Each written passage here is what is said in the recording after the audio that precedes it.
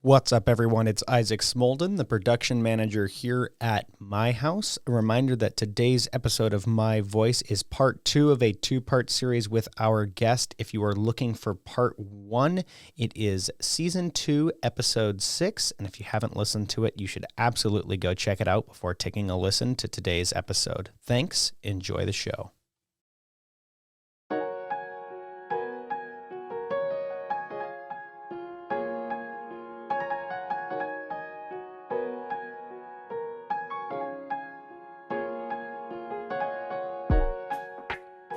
My Voice is a chance for those who have struggled with addiction, homelessness, depression, and domestic violence to have a candid conversation about their life experience, current situation, and future goals and aspirations. Every episode is conducted anonymously to facilitate a comfortable and safe place for guests to tell their story. My Voice is hosted by Mike Sisson, who works as a case manager at the My House facilities in Wasilla, Alaska. We now join a My Voice conversation, already in progress.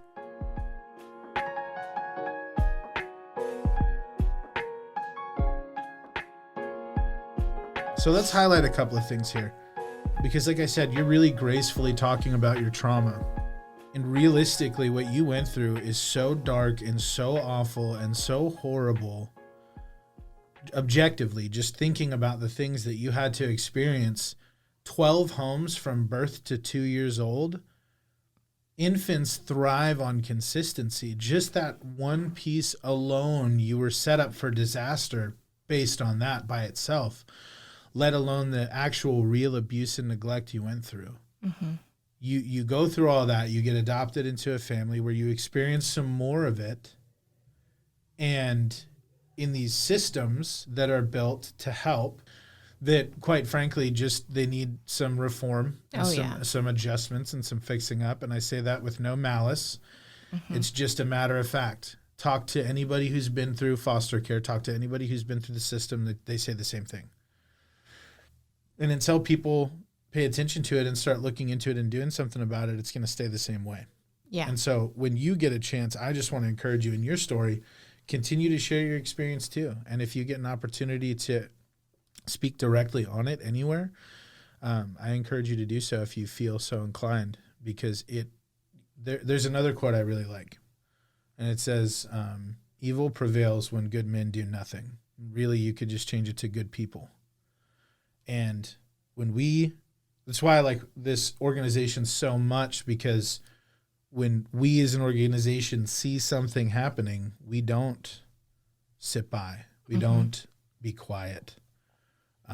We just had a bunch of stuff go down that's for another time, different conversation, with a lot of different things happening right now. And we are active in being a part of the solution. So kudos to you for speaking truthfully about your experience.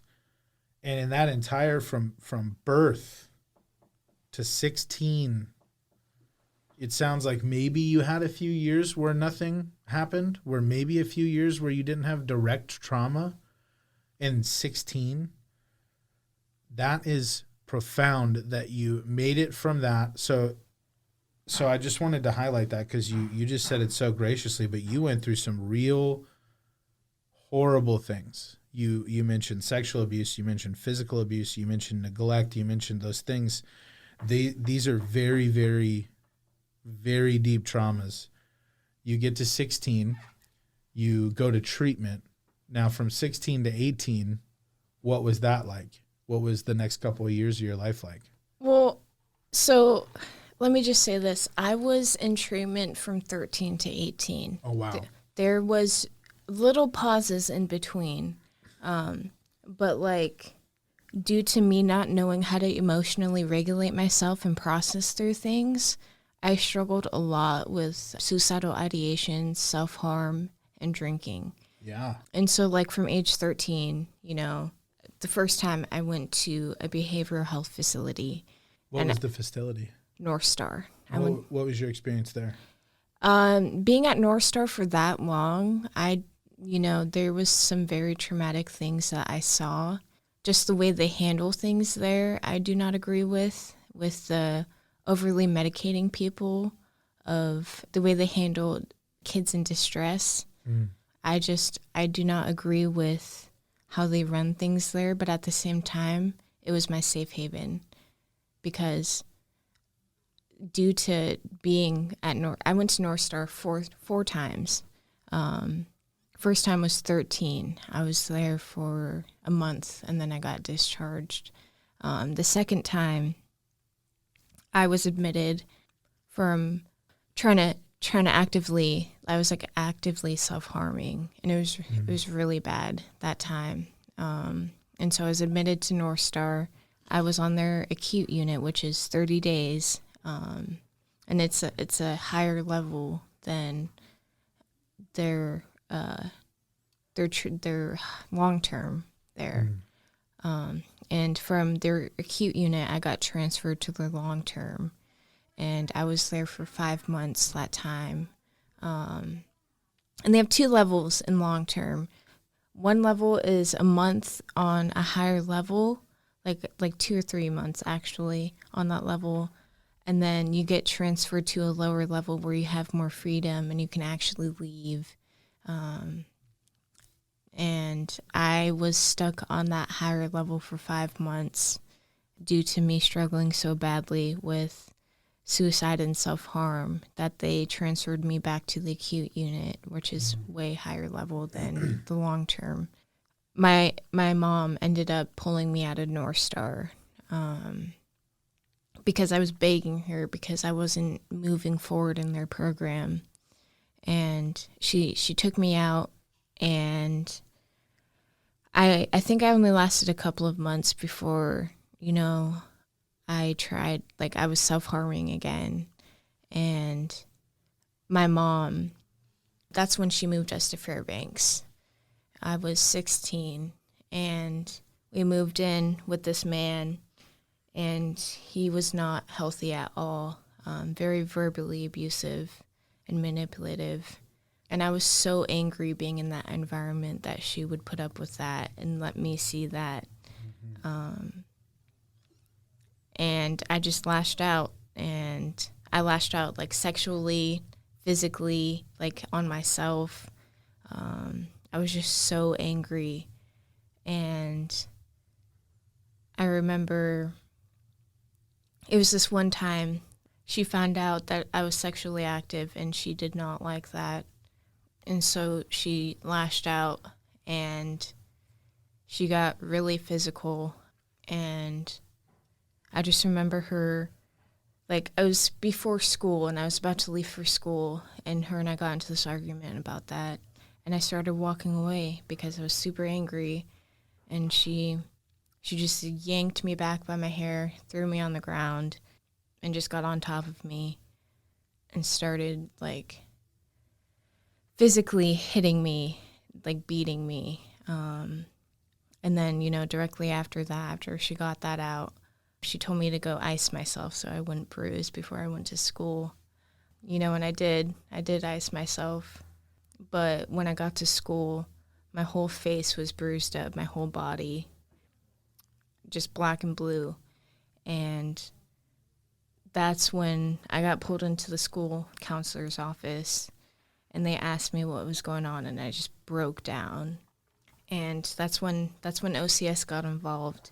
And when OCS got involved, I went to this teenage shelter in Fairbanks because I knew that if I went home, it would not go down well because OCS was contacted.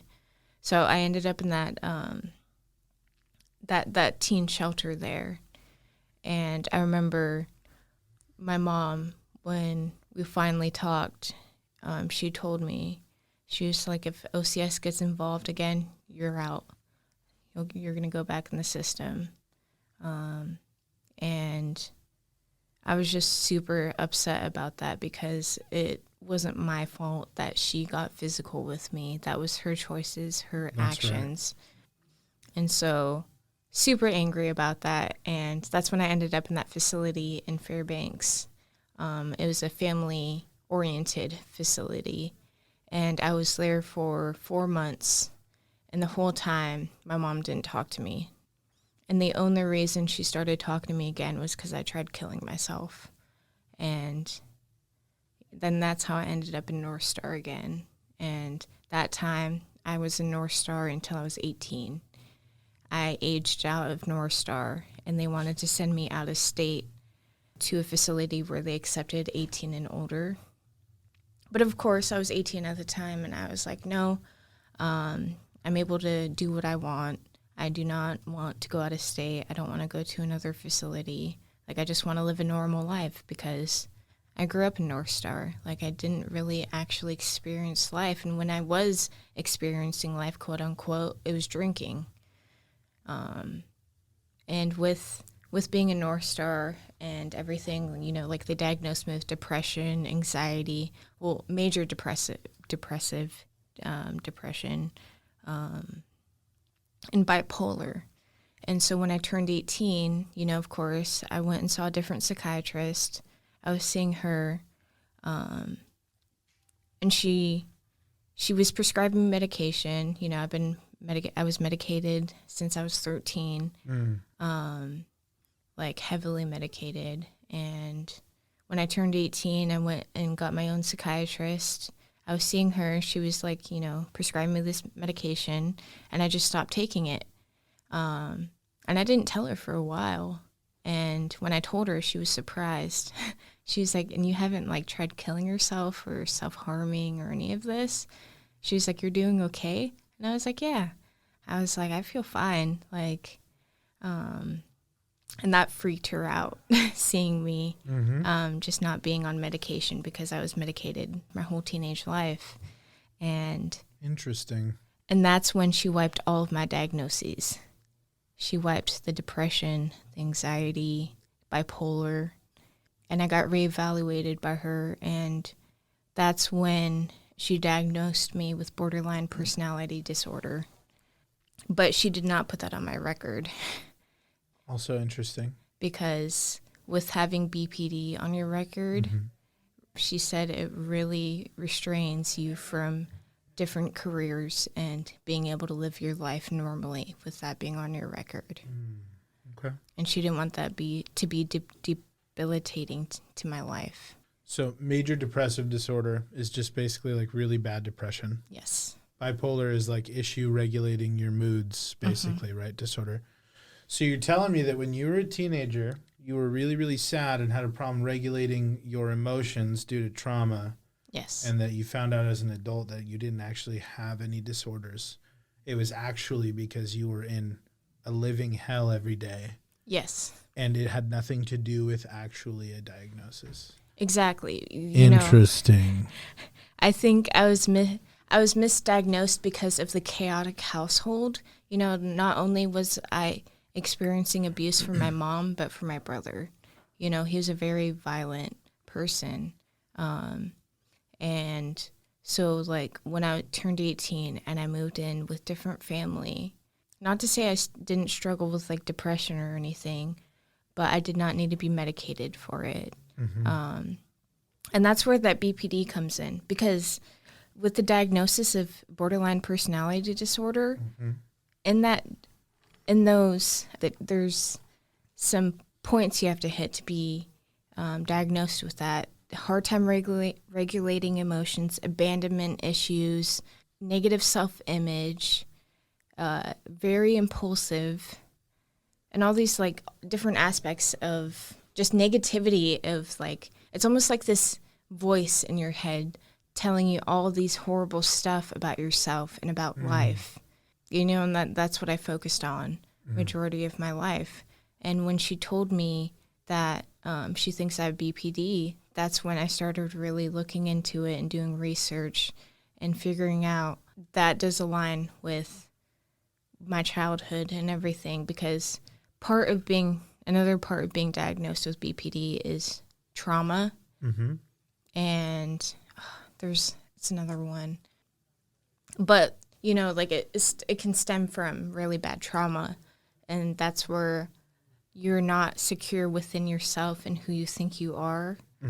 And you have a hard time regulating yourself and accepting yourself. And I was just so uncomfortable,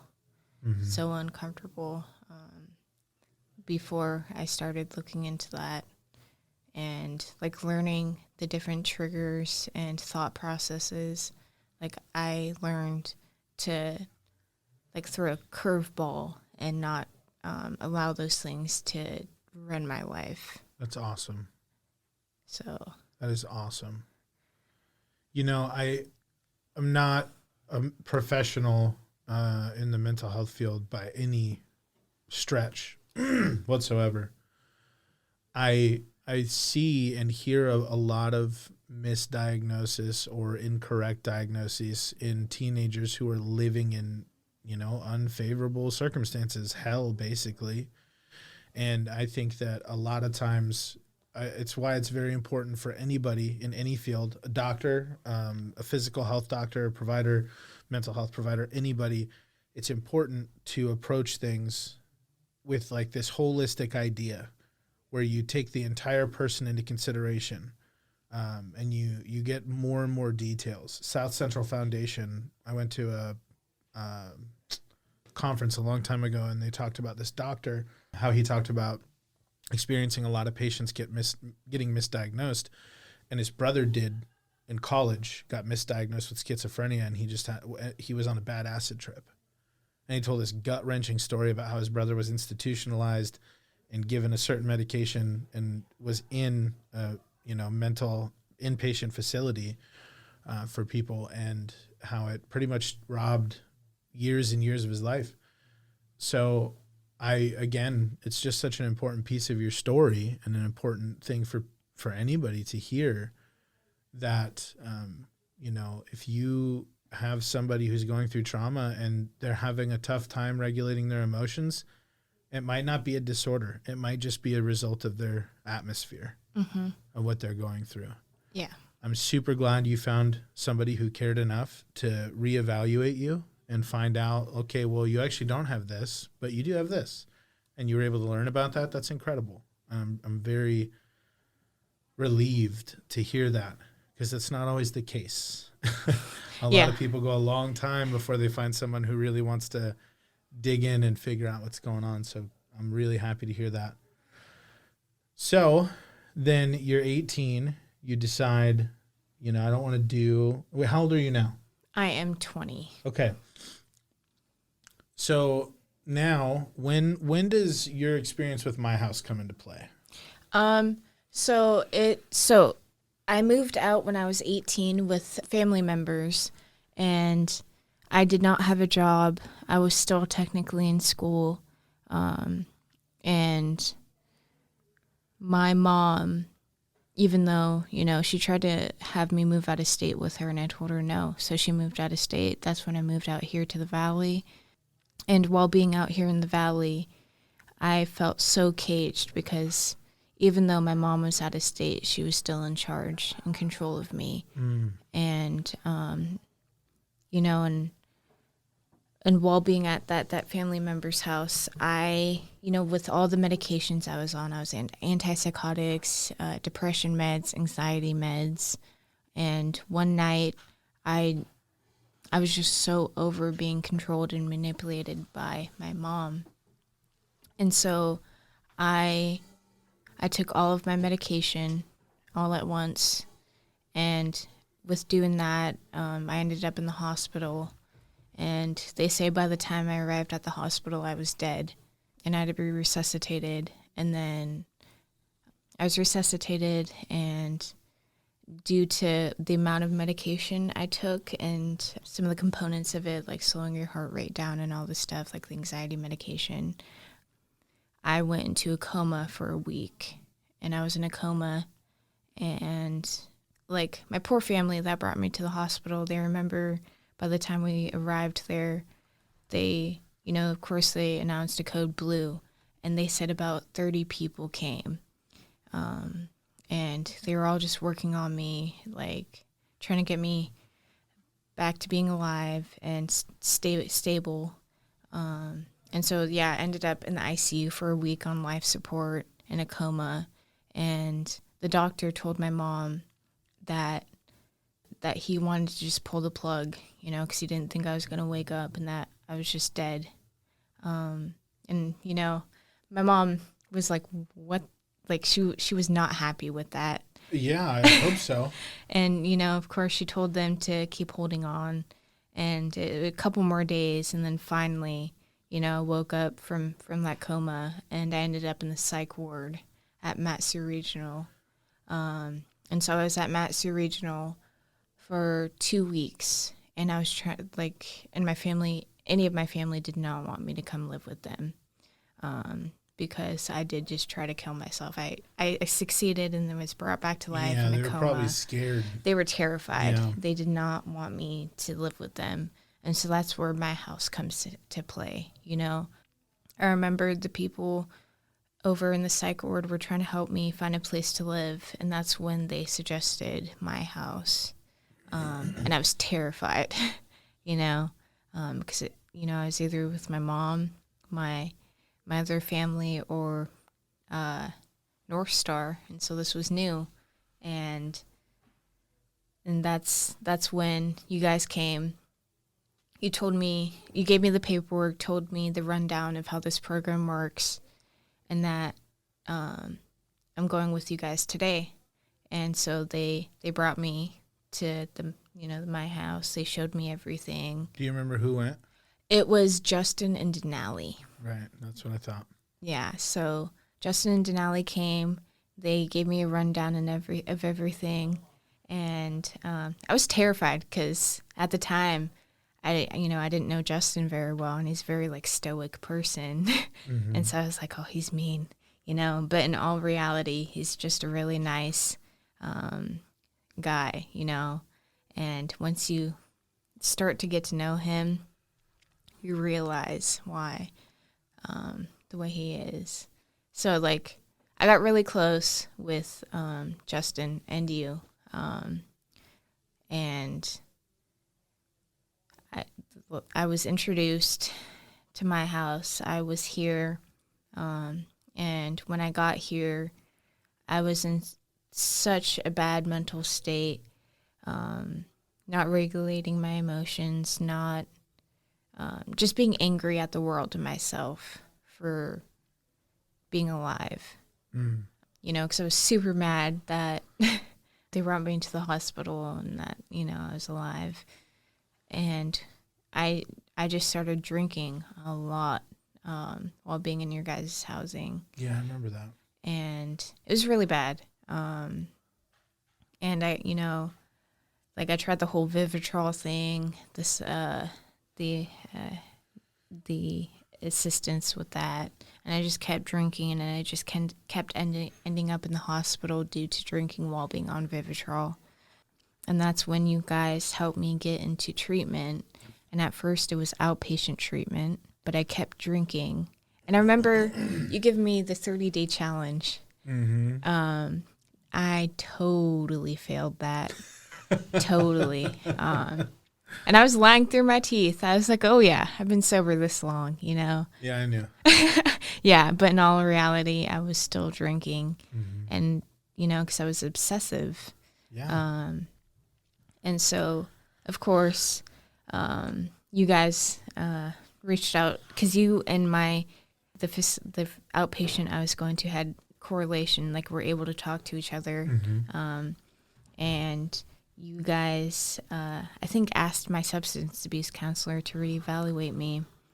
And he did, and that I ended up in inpatient treatment. Mm-hmm. I was so angry because I did not think that I belonged there, and that I was way too young to be there because I was 18.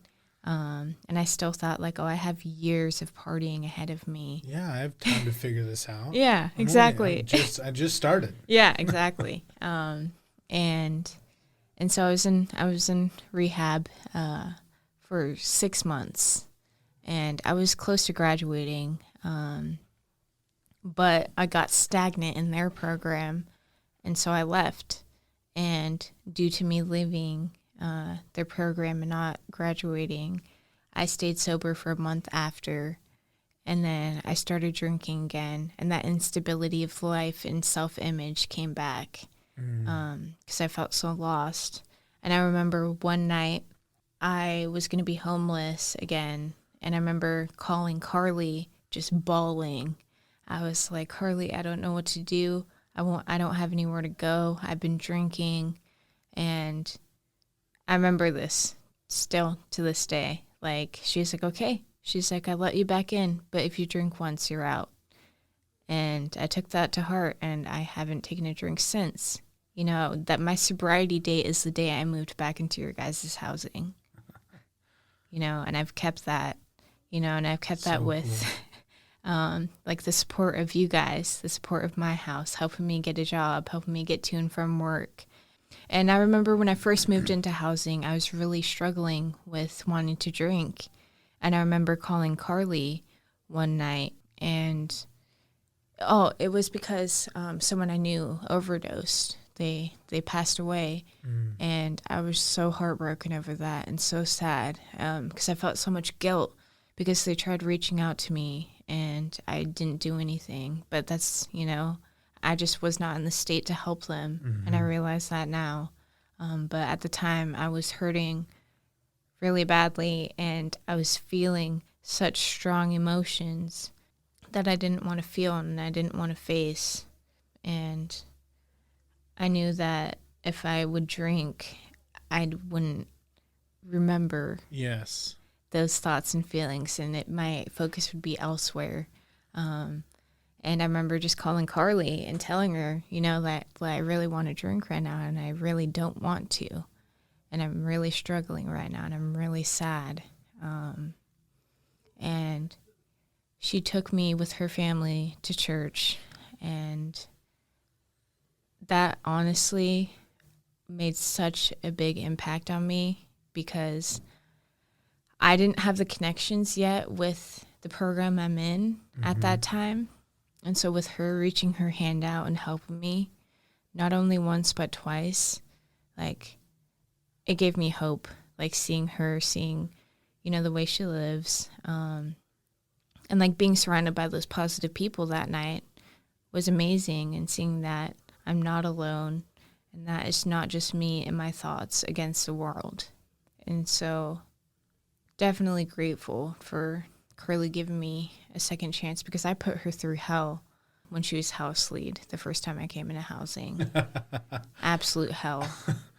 And, you know, but like with being in recovery this time around, I was able to make amends, be able to like show them. I can say sorry all I want, but reality is I show them through my actions. That's right. And so like this time around with my house, like with me being in recovery and showing them my intentions this time are better than last time, and that I'm really trying, and it sure as hell paid off. Yeah, So it did. just super, super grateful because I would not be here where I'm at in life right now without my house. So I'm just super grateful because I would be so lost, and I'd probably just be living on the streets, still drinking, hopeless. And you guys offered that support and love. And, you know, that's when I actually engaged in a program. I engaged in actually trying to work on myself. I engaged in work, just self-improvement from the support of you guys. Wow. I just want to go back. I didn't want to interrupt you because you were on a really awesome rhythm and role sharing, but you died. I did. You died at one point. I did, yes. You went through trauma and you literally died and were resuscitated. We could call this one, but did you die, I think, maybe. Like, you had a hard life, but did you die? You, like, through all of that, everything you went through, the abuse, physically, all of it, dying, being resuscitated to today, over a year sober. You have your own car. You have a nice car. I've seen it. You have your driver's license. You have a job that could turn into a career for you, not just a, run-of-the-mill job. Yep. You have a bright future ahead of you. And I'm super glad that we got to be a part of helping you along the way. Super glad and honored to be a part of your story and that we got to help you. I just want to remind you and encourage you that you did that. You did that. We, as an organization, we showed you the way. We opened some doors for you. You had to walk through them. You had to make that choice. So don't ever forget that. This is a very important piece of your story too. You chose to do things. You made the effort. Yes. And, like with the first time being around in the My House program, I just half-assed everything. I didn't put any effort into it. But with like coming into the My House the second time around and actually putting in the work, I started seeing the progress I've made and all the different, like with me making good choices and trying to live a good, honest life. It has gotten me this far and actually putting in the effort, because my whole life I've never really done that. So Awesome. it's crazy to think about sometimes. Thank you for listening to today's episode of My Voice. For local services here at My House, please call 373-4357. That's 373-HELP.